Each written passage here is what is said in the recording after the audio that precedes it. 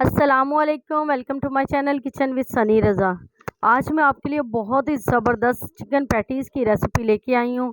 आपको बहुत पसंद आएगी। ये इस तरह जैसे हम बेकरी से लेके आए, मार्केट से लेके आए, सेम वैसे ही बनेंगे, बल्कि उससे भी ज़्यादा अच्छे बनेंगे, क्योंकि आपको पता होगा घर में आपने बहुत सफाई से बनाई है।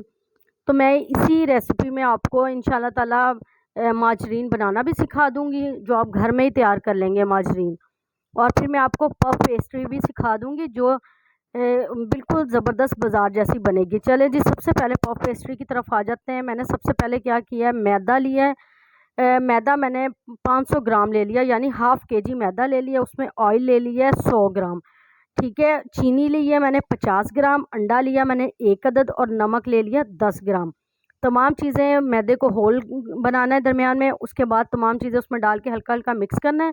और साइडों से फिर बाद में जब ये चीनी का दाना ना रहे, जब ये मिक्स हो जाएगा, तो हल्का हल्का नीम गर्म पानी डाल के इसकी डो इस तरीके से कुछ रेडी कर लेनी है आपने। बहुत ज़्यादा इसकी डो हार्ड नहीं की जाती और बहुत ज़्यादा सॉफ्ट भी नहीं की जाती। इस तरीके से की जाती है जैसे कि हमने रोटी के लिए आटा गूंदा जाता है। अब इसको नीट कर लेते हैं। अब नीट करने का तरीका आप गौर से ज़रा देख लें। नीट करने का तरीका ये, इस तरीके से रोल बनाते जाना है इसको, जैसे आटे को गूंथते हैं इस तरीके से नहीं, इस तरीके से आपने रोल बनाते जाना। गौर से ज़रा देखें तो आपको पता चल जाएगा। अगर सेम इसी तरीके से आप बनाएंगे तो इंशाल्लाह ताला, इंशाल्लाह मेरी अल्लाह पे पूरा यकीन है, और आप अगर ये रेसिपी ट्राई करेंगे तो आपकी पफ पेस्ट्री भी बहुत अच्छी बन जाएगी। पफ पेस्ट्री से ये कि आप बाकरखानी भी बना सकते हैं। आप इससे काफ़ी तरीके से सिनेमन रोल होते हैं, और काफ़ी चीज़ रोल हो गए।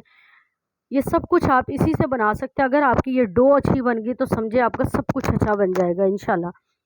तो इसको मैंने अच्छे से गूंद लिया है, और उसको ऑयल लगा के उसको ढक के 10 मिनट के लिए रख दिया है। अब दूसरी साइड पे मैंने घी लिया है। तकरीबन 1 पाव मैंने घी लिया है, और आधा किलो मेरे पास मैदा है। ये आपने हिसाब रखना है। फिर क्या करना है, बिल्कुल चिल वाटर लेना है, ठंडा वाटर लेना है, और उसमें आइस क्यूब डाल के, और फ़ौरन से ये जो घी मेल्ट किया हुआ है वो सारा उसमें आइस क्यूब में डाल देना है। और 5 मिनट के लिए बस छोड़ देना, जब तक आपकी आइस को अच्छे तरीके से मेल्ट ना हो जाए। और इस तरीके से कुछ ये माजरीन बन जाएगी, मक्खन की तरह बन जाएगी।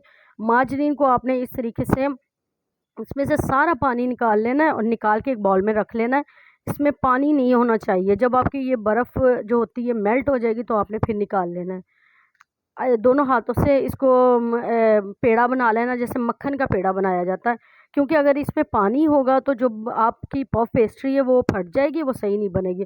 अब आपने क्या करना है, मैदा जो मैंने लिया है उसको अच्छे से फैला लेना है। मैदे की कुछ शेप इस तरीके से गोल रोटी की तरह नहीं बनाया जाता है, इसे इस तरीके से लंबाई में हमेशा किया जाता है। अब ये जो मक्खन था, यानी माजरीन मैंने जो घर में रेडी की है, वो माजरीन मैंने इस पे सारी रख दी है।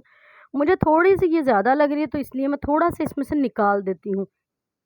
ज़रूरी नहीं है कि आप जो आपने रेसिपी नोट की हो वो आप इसी तरीके से बनाएं। और आपको अगर कुछ खुद से भी दिमाग चलाना चाहिए, अगर कुछ आपको लग रहा है कि कुछ इसमें कमी या पेशी मतलब कम है या ज़्यादा है, तो आप अपने हिसाब से भी बना सकते हैं। मुझे ये 1 पाव ज़्यादा लगा था, तो फिर मैंने थोड़ा सा इसमें तकरीबन 4 टेबल स्पून समझ ले, मैंने इतना निकाल दिया है।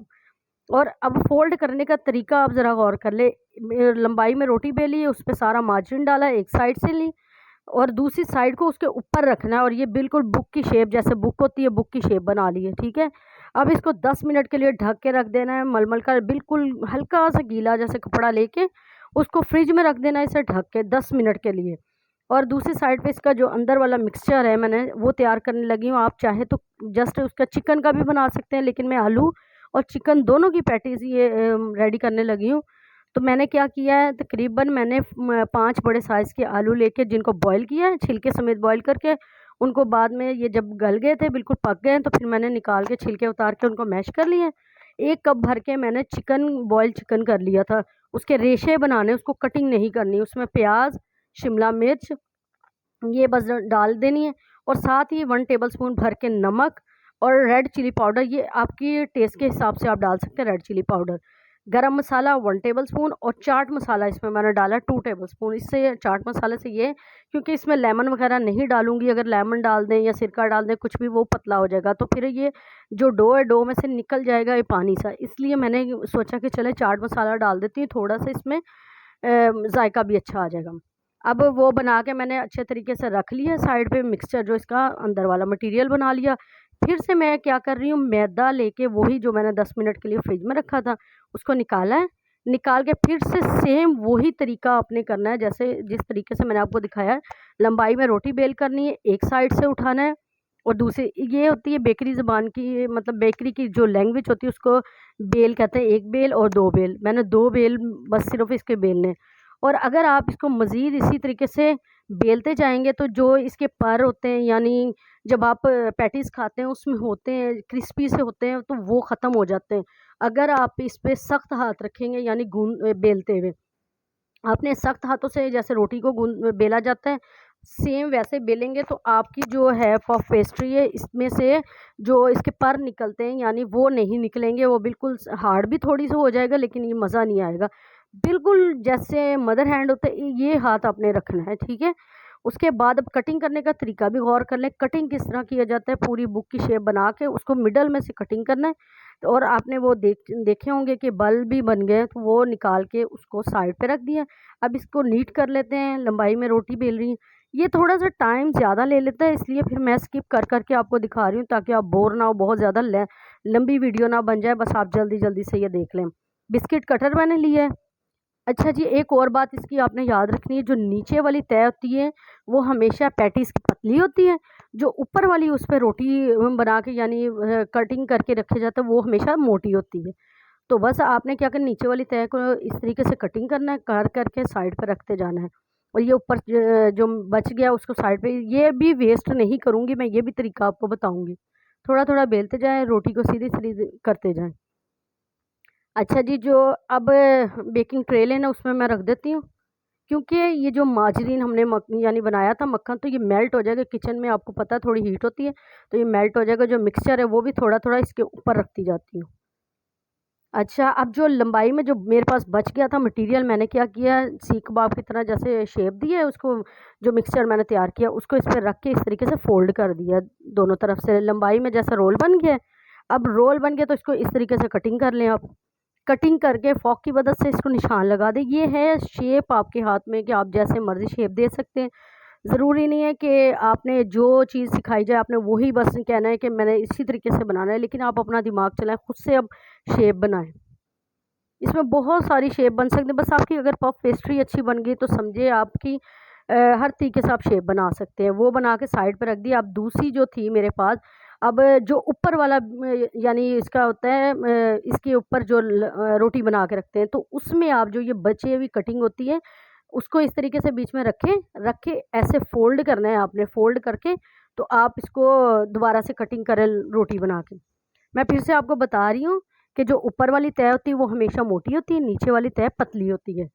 स्टेप नंबर 2, एक ये बात हो गई। दूसरी बात ये है कि जब आपने ये जो कटिंग बच जाती है, इसको कभी भी नीचे वाली तय में कभी भी डाल के गूंद के ये रोटी नहीं बनाई जाती, क्योंकि नीचे से ये फ्लफ़ी बनती है ना, इसलिए तो फिर वो फ्लफ़ी नहीं बनेगी। तो जो ऊपर वाली तय होती है आप उसमें डाल सकते हैं ज़रूर, उसको वेस्ट ना कीजिएगा। डालने का तरीका भी आपने देख लिया कि मैंने फ़ोल्ड किया है। अच्छा, एग ब्रश की मदद से पहले एग लगा देना ताकि ये अच्छे से चिपक जाए। एग लगा के उसके ऊपर ये रोटी है ये रखती जाती है, छोटे-छोटे जो मैंने कटिंग कर लिए हैं। इसको आप फिंगर से इस तरह प्रेस कर दें, क्योंकि एग ब्रश कर दिया तो फिर वो चिपक जाएगा।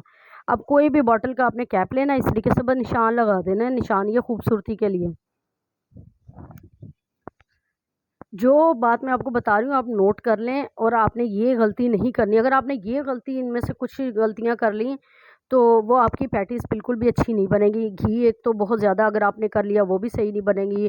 फिर आपने अगर इसको बहुत ज़्यादा हार्ड हाथ से यानी सख्त हाथों से इसको बेला है, फिर भी आपकी ये जो है इसके पर बन जाते हैं, वो क्रंची ये क्रिस्पी से जो बन जाते हैं वो भी नहीं बनेंगे। और अगर दूसरे नंबर पे जो कटिंग बच जाती है आपने नीचे वाली तह में लगा डाल दी है, तो वो भी आपकी फिर भी सही नहीं बनेगी। तो बस यही तरीका है कि 3-4 चीज़ें जो बातें मैंने आपको बताई हैं आप नोट कर लें, अब वो गौर करें, और उसके बाद देखिएगा आपकी कैसे ज़बरदस्त पैटीज़ रेडी हो जाएंगे इंशाल्लाह। ये तो मैं आपको गारंटी के साथ कहती हूँ, बहुत अच्छे बनेंगे, बहुत ज़्यादा अच्छे बनेंगे, और घर वाले भी तारीफ़ करेंगे। किसी गेस्ट के लिए रखें, वो भी बहुत तारीफ़ करेंगे, और अगर आप बिज़नेस करना चाहते हैं वो भी ज़बरदस्त है ये। चलें, अब एक और शेप दे देती हूँ मैं। देखें, इसको रोटी को बना के फ़ोल्ड किया, फोल्ड करके बस ये फ़ॉक की मदद से निशान लगा दिया और नीट करने के लिए उसको साइडों से काट दिया। अब ये बना लिया। एक और आपको मैं शेप बता देती हूँ, वो भी ज़बरदस्त है। मुख्तलिफ शेप बनाएंगे, जब आप प्लेट में सर्व करेंगे रखेंगे तो देखिएगा कैसे तारीफ़ होगी। चीज़ वही है, सेम मटेरियल वही होगा, लेकिन ये कि उसको खूबसूरती देने के लिए आपने मुख्तलिफ शेप्स बना लेनी है। इस तरीके से बस ये बिल्कुल सिंपल तरीका, गोल रोटी बनानी है जैसे छोटी सी, फिर कटिंग करके उसके बाद उसको हाफ साइड से फोल्ड करने मटेरियल डाल के और फॉक की मदद से इस पे निशान लगा लें बस। हाँ जी, तो अब जो मेरे पास ये लंबाई में मिक्सचर बच गया, इसके हाफ जो पोर्शन है हाफ पे मैं एग ब्रश कर देती हूँ ताकि ये चिपक जाए। उसके बाद फिर सीख कबाब की तरह वो मटेरियल बनाया, फिर लगा दिया। एक लंबाई वाला शेप है ना मैं बताया, अब ये आपको एक और शेप बताती हूँ। अब फिर से क्या करना है, जो एग ब्रश किया वो वाली साइड उठा के इसके ऊपर रख देना है। फिर एग ब्रश की मदद से ये है कि ये चिपक जाता है और ये खुलती नहीं है। जब आपने बेलना है या कुछ भी इसको कटिंग करना कुछ भी, तो आपने हल्का हाथ रखना है क्योंकि ये बहुत ज़्यादा हार्ड नहीं है आटा, तो ये सॉफ्ट है। अब इस तरीके से आप कटिंग करते जाएं, देखिएगा ये कितनी खूबसूरत कलर आए।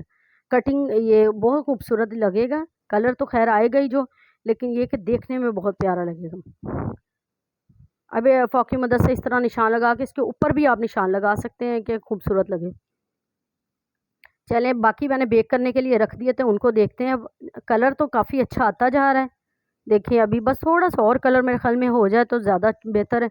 लेकिन ये कि इसके आप पर देख सकते हैं, जो इसके क्रिस्पी सी बन जाती हैं वो भी देख सकते हैं साइडों से। अच्छा जी, अब जो मेरे पास मटेरियल कटिंग वाला बच गया था, मैंने उनको रोटी दो बिल्कुल पतली पतली सी दो रोटी बेल ली। घर में जैम पड़ा हुआ था, मैंने मिक्स फ्रूट वाला जैम लिया, लेके उसको अच्छे तरीके से इसके ऊपर लगा दिया। नमकीन के साथ कुछ मीठा भी हो जाए तो ज़्यादा बेहतर है कि सब लोग खुश हो जाते हैं। कुछ लोगों को मीठा बहुत पसंद होता है, कुछ को नमकीन पसंद होता है। तो आप ऐसा करें, मटेरियल तो वही होगा, तो आपने पफ पेस्ट्री जो बच जाती है उसकी कटिंग उससे रोटी ये बना लें। रोटी डबल मैंने बना ली, जैसे हम चीनी का पराठा या आलू का पराठा कुछ भी बनाते हैं, तो इस तरीके से बना के अब कैसे पिज़्ज़ा कटर लेना है आपने, ठीक है। पिज़्ज़ा कटर हमेशा यूज़ किया करें, तो बहुत ज़बरदस्त बन जाते हैं। अब पिज़्ज़े कटर की तरह जैसे पिज़्ज़े की कटिंग की जाती है, सेम वैसे ही पिज़्ज़े की कटिंग करनी है आपने। जब ये मैदे का अगर आप बन्स वगैरह बनाएं या कुछ भी इस तरह मैदे में बनाएं पफ पेस्ट्री हो, तो हमेशा आपने उसको हाथों से इस तरह खींच के तोड़ना नहीं है कभी भी। तो नहीं तो ये जो आपकी हमेशा हार्ड होने का तरीका यही, हाथों से या नाइफ़ की मदद से आप इस तरह करते हैं। पिज़्ज़ा कटर ले लें, उससे सिंपल तरीके से कटिंग करें। अब देखें, जब पिज़्ज़े के एक स्लाइस जैसे समझ लें मैंने कटिंग किया, उसके मिडल में बिल्कुल छोटा सा कट लगाना है, इतना बस, बहुत ज़्यादा नहीं, बिल्कुल उसके बिल्कुल मिडल में होना चाहिए। अब क्या करना है, मिडल में तो कट लगा लिया, मैं आपको तरीका दिखाती हूँ। अब दोनों साइडों से हल्का हल्का सा इस तरीके से फोल्ड करते जाएं, बड़ी खूबसूरत सी ये शेप आ जाएगी। ये चाय के साथ रखने के लिए मीठे में ज़बरदस्त रेडी। सिंपल तरीका है, स्विस रोल की तरह जैसे मैंने कर दिया। अब फिर से और भी मैं आपको दिखा देती हूँ, आप गौर से देखेंगे तो आपको पता चल जाएगा, ठीक है। बस लाइट की थोड़ी-सी मुझे लग रहा है कि लाइट थोड़ी-सी कम है, लेकिन ख़ैर कोई बात नहीं, आपको मैं तरीका सिखा रही हूँ, गौर से देख लें। घर में बस लाइट गई हुई थी तो मैंने फिर भी वीडियो शूट कर ली। मैंने सोचा चले वीडियो तो बना ही जाए ना, तो मैंने वीडियो बना ली है।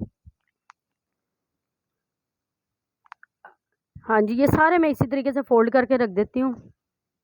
अच्छा, मैं एक और बात बताना भूल गई हूँ कि जब आपने बेक करने के लिए रखना है, अंडे की जर्दी को फेंट के अच्छे तरीके से वो आपने लगा देना है, फिर आपने बेक करना है। अंडे की जर्दी से ही कलर अच्छा आता है। अब ये मीठे भी मैंने बना के रख लिए हैं, इनको साइड पे रख देती हूँ, वो देखती हूँ। अब ये देखें, मैंने आपको बताया जो कटिंग मैंने मुख्तलिफ शेप्स में की थी, उसके ऊपर ये मैंने इस तरीके से निशान भी लगा दिए, तिल लगा दिए, सफ़ेद तिल लगा दें, और लगा के बहुत ही ज़बरदस्त बने थे।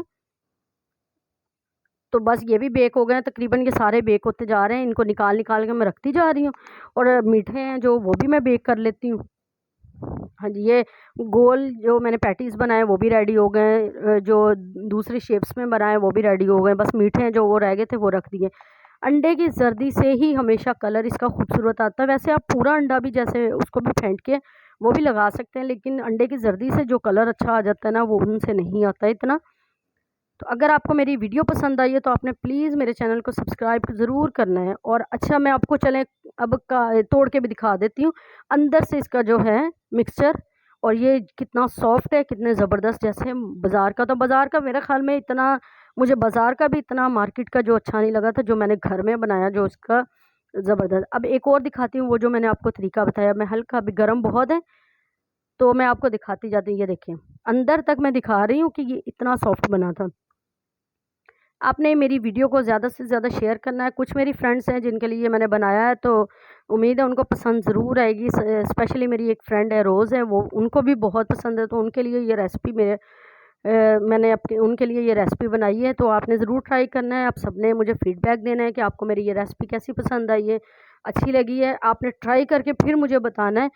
टाइम ज़रूर लगेगा, लेकिन ये है कि टेस्ट में कोई फ़र्क नहीं आएगा और बनेगा बहुत ही ज़बरदस्त। आपको खुद को यकीन नहीं आएगा कि मैंने बनाया। तो इंशाल्लाह ताला ये पफ पेस्ट्री भी बता दी, माजरीन भी बता दी। ओके जी, अल्लाह हाफ़िज़। दुआ में बहुत ज़्यादा याद रखिएगा।